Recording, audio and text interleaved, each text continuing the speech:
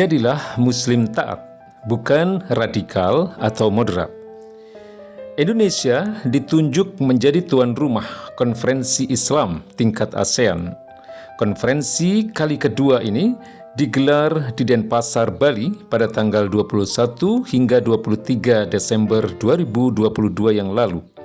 Konferensi ini diikuti sekitar 140 peserta dari berbagai negara.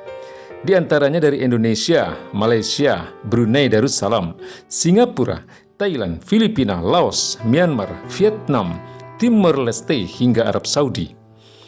Konferensi menghadirkan sejumlah narasumber dari kalangan ulama, akademisi, serta pimpinan organisasi masyarakat Islam dari berbagai negara. Dirjen Bimas Islam Kamarudin Amin mengatakan konferensi ini akan membahas implementasi moderasi beragama dalam masyarakat Muslim serta upaya pencegahan ekstremisme dan intoleransi. Kita akan sharing best practices di setiap negara. Selain menggelar konferensi Islam, Puslitbang Bima Agama dan Layanan Keagamaan, Badan Litbang dan Diklat Kementerian Agama Republik Indonesia juga menggelar peluncuran dan diseminasi buku Moderasi Beragama Bahasa Asing di pelataran Candi Sewu, Prambanan, Jawa Tengah pada hari Ahad 18 Desember 2022. Tujuannya sama, mencegah paham radikalisme dan menciptakan kerukunan. Istilah moderasi beragama memang menjadi isu utama yang digulirkan pemerintah, khususnya melalui Kementerian Agama. Ini sebagai perlawanan terhadap apa yang disebut sebagai faham ekstremisme, radikalisme, dan intoleran. Apalagi jelang perayaan Natal dan Tahun Baru, topik moderasi beragama semakin kencang.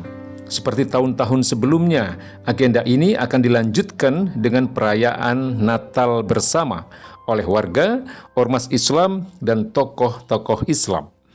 Umat sepatutnya mengkritisi berbagai istilah yang sering dikampanyekan, yaitu istilah-istilah seperti moderasi beragama, radikalisme, ekstremisme, dan intoleransi. Pasalnya sebenarnya semua istilah tersebut tidak pernah ada dalam khasanah pemikiran Islam. Kalaupun ada, istilah-istilah itu hanyalah merupakan hasil dari pemelintiran dalil-dalil Al-Quran dan As-Sunnah oleh para penggunanya. Inilah yang dinamakan perang istilah, atau di dalam bahasa Arab disebut dengan Harbul Mustalahat. Perang ini dilancarkan oleh Barat dan para kompradornya terhadap kaum Muslim. Mereka membuat beragam istilah lalu mengkampanyekan istilah-istilah itu dengan masif melalui media massa, buku-buku pelajaran, kurikulum pendidikan, bahkan konstitusi. Sekurang-kurangnya ada 3 cara yang dilakukan oleh Barat dalam melancarkan perang istilah ini.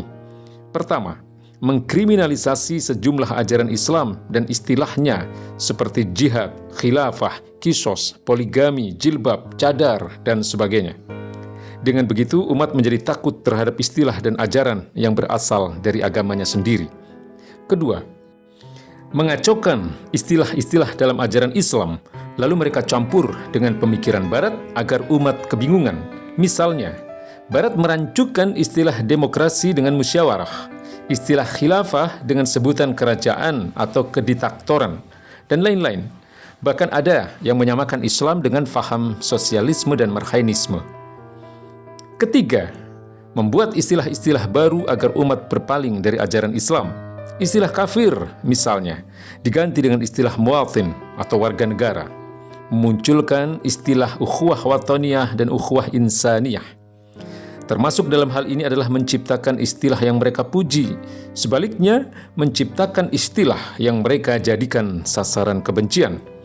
Barat menciptakan istilah yang mereka puji, yakni moderasi beragama atau Islam moderat, atau mereka sebut sebagai Islam wasatiyah. Sebaliknya, Barat menciptakan istilah Islam radikal dan Islam ekstremis sebagai antitesisnya. Padahal istilah wasatiyah yang dicomot dari kata wasaton sama sekali tidak ada kaitannya dengan sikap moderat atau moderasi agama yang dikampanyekan sekarang ini. Para ulama seperti Imam At-Tabari saat menafsirkan frase ummatan wasaton dalam Quran Surat Al-Baqarah ayat 143 dengan menukil 13 riwayat menunjukkan bahwa kata al-wasat bermakna adil atau di dalam bahasa Arab disebut dengan al-adlu. Adil adalah sifat yang melekat pada kaum muslimin yang taat kepada Allah Subhanahu wa taala. Lawannya adalah fasik atau zalim, yakni mereka yang menyimpang dari ketaatan kepada Allah Subhanahu wa taala. Selain bermakna adil, menurut Mahmud Shaltut, umatan wasaton juga berarti umat pilihan. Ini bisa kita lihat di dalam kitab tafsir beliau, kitab Tafsir Al-Quranul Karim halaman 7. Jelas, istilah moderasi agama tidak berakar dari Islam atau dari Al-Quran dan As-Sunnah. Istilah moderasi beragama datang dari Barat. Salah satunya berasal dari sebuah buku yang dikeluarkan oleh RAND Corporation pada tahun 2007 yang berjudul Building Moderate Muslim Network pada bab 5 tentang Roadmap for Moderate Network Building in the Muslim World. Peta jalan untuk membangun jaringan moderat di dunia Islam.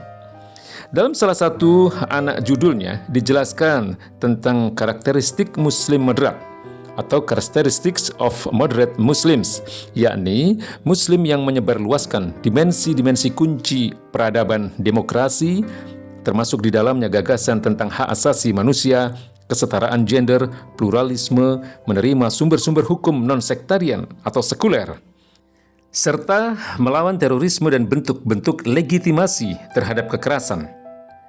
Jelas sudah, istilah moderasi beragama atau Islam moderat adalah upaya Barat dan para kompradornya untuk membelokkan umat dari ajaran Islam yang hak menuju arah politik dan peradaban Barat. Agar mendapat dukungan dan pembenaran, mereka melabeli Muslim yang taat pada ajaran Islam secara kafah sebagai kelompok radikal, ekstremis, dan intoleran. Penjelasan makna moderasi beragama sebagai lawan radikalisme dan ekstremisme bisa menjadi tafsir yang malah menjauhkan umat dari ajaran agamanya. Sebabnya, pemaknaan radikalisme dan ekstremisme tidak pernah jelas. Bagaimana mungkin orang yang mengharamkan riba, LGBT, dan perzinahan disebut ekstrim? Bagaimana bisa orang yang menyatakan non-muslim sebagai kafir disebut sebagai kelompok radikal dan intoleran? Padahal Al-Quran dan As-Sunnah menyebutkan demikian. Bagaimana pula sikap menolak mengucapkan selamat hari raya agama lain dan tidak ikut merayakannya digolongkan sebagai kelompok ekstrim dan menolak kebinekaan. Jadi bisa dipastikan bahwa seruan moderasi beragama ditujukan untuk melucuti ajaran Islam dari tubuh umat, menciptakan permusuhan kepada kaum muslim yang ingin taat dalam beragama, lalu menyetir umat agar tunduk pada peradaban Barat seperti demokrasi, mendukung LGBT, liberalisme, kesetaraan gender, dan sebagainya. Umat Islam harus paham bahwa persoalan yang dihadapi bangsa ini juga dunia secara global bukanlah ekstremisme dan radikalisme agama. Persoalan utamanya justru penindasan secara politik, ekonomi, dan militer oleh negara-negara Barat terhadap negara-negara lain, terutama terhadap dunia Islam. Dengan munafik, para pemimpin Barat menuding kaum muslimin radikal sebagai penyebar kekerasan. Padahal para pemimpin Barat seperti George Bush Senior dan anaknya George Bush Junior, Bill Clinton, Barack Obama, lalu Perdana Menteri Inggris Tony Blair telah menyebabkan kematian jutaan orang di Irak dan Afghanistan. Menurut laporan Physicians for Social Responsibility atau PRS, pada tahun 2015, sepanjang 10 tahun, agenda War on Terrorism yang dikomandoi oleh Amerika Serikat tidak kurang 1,3 juta, bahkan nyaris 2 juta orang meninggal menjadi korban operasi militer Barat.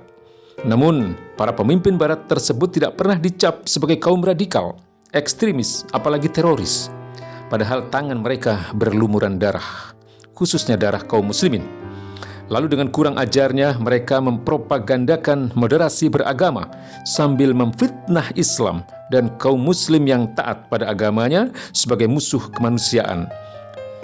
Yang mengherankan, para penguasa muslim dan sejumlah tokoh agamanya bagaikan kerbau dicocok hidung. Manut saja pada agenda Barat ini. Mereka seolah mengamini bahwa agama mereka dan sikap taat beragama adalah ancaman terhadap umat manusia. Padahal Allah Subhanahu wa taala telah berfirman, "Ya ayyuhalladzina amanu la tattakhidhu aduwi wa aduwakum awliya."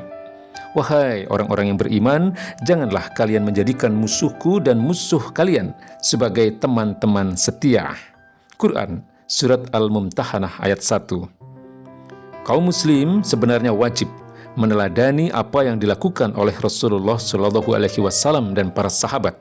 Mereka selalu mempertahankan keimanan dan ketaatan secara penuh, tidak mengambil jalan moderat atau pertengahan dalam beragama, tidak mengimani sebagian lalu mengingkari sebagian yang lain. Sebab Allah Subhanahu wa Ta'ala telah mencela dengan keras sikap demikian, sebagaimana firman-Nya, innalladzina yakfuruna billahi wa rusulihi wa yuriduna an yufarriqu bainallahi wa rusulihi wa yaquluna nu'minu bi ba'd wa nakfuru bi ba'd wa yuriduna an yattakhidu baina dzalika sabila ulaika humul kafiruna haqqan wa a'tadna lil kafirina azaban muhina.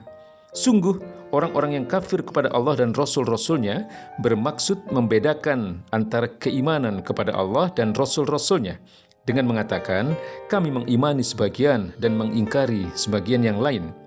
Mereka bermaksud dengan perkataannya itu untuk mengambil jalan tengah di antara yang demikian. Maksudnya adalah di antara iman atau kafir. Merekalah kaum kafir yang sebenar-benarnya. Kami telah menyediakan untuk kaum kafir itu siksaan yang menghinakan. Quran, Surat An-Nisa, ayat 150 dan 151. Saatnya umat sadar, tidak lagi menyerukan moderasi beragama. Mereka justru seharusnya berislam secara kafah, dengan melaksanakan syariat Islam secara total sebagai bukti kecintaan dan ketaatan kepada Allah Subhanahu wa Ta'ala. Mereka harus yakin bahwa agama ini akan menciptakan keadilan bagi segenap umat manusia tanpa kecuali. Wallahu a'lam bishawab.